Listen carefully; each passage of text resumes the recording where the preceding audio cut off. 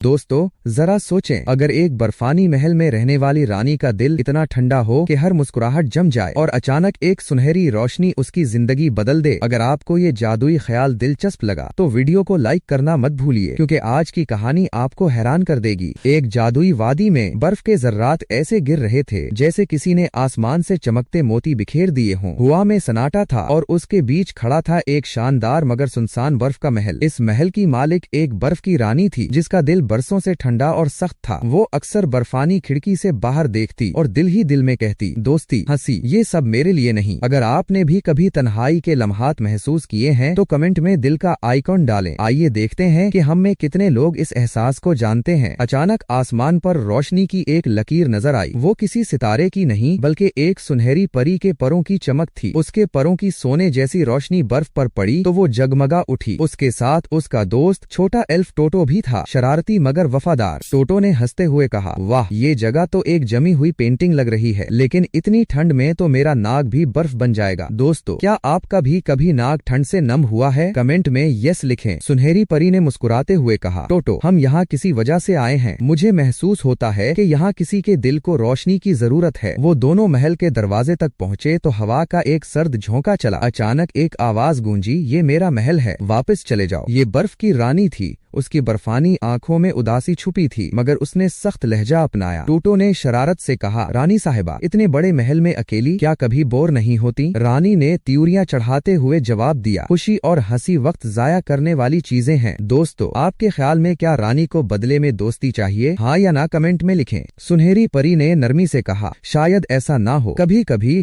खुशी ही दिल की बर्फ तोड़ सकती है। उसी रात सुनहरी परी ने महल के एक कमरे को अपनी रोशनी से जगमगा दिया। टोटो ने बर्फ से एक मजाहिया मुजस्मा बनाया, एक बर्फानी मेंढक जिसकी नाक मुजहिका खेज हद तक बड़ी थी। टोटो ने इसे नाचवाना शुरू किया और बुलंद आवाज में बोला, देखो मिस्टर बर्फीला मेंढक, ये सबसे बेहतरीन डांसर है, जब तक ये पिघल ना जाए। रानी ने हल्की सी मुस्कुराहट दी। बरसों बाद उसके होंठों पर खुशी के आसार नजर आए। अगर रानी की ये पहली मुस्कुराहट आपके दिल को भी छू गई तो वीडियो को अभी लाइक करें।